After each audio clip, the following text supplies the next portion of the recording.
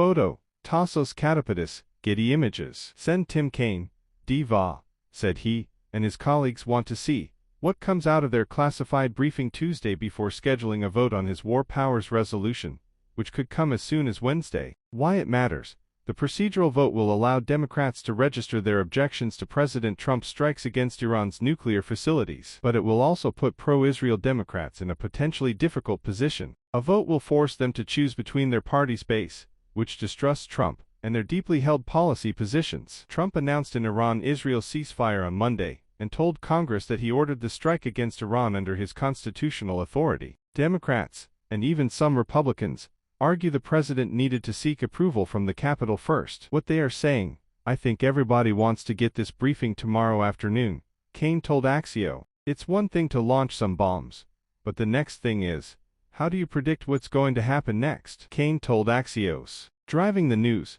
the vote would also serve as a foreign policy interlude from the Senate's main business of the week, passing their version of Trump's one big, beautiful bill. In the House, there's a bipartisan war powers resolution by Reps. Thomas Massie, Arkai, and Ro Khanna, D. California, to restrict the president's ability to escalate in Iran. This is not constitutional, Massie said on X over the weekend. Allies of Trump are accelerating their efforts to defeat him in a primary. Zoom out.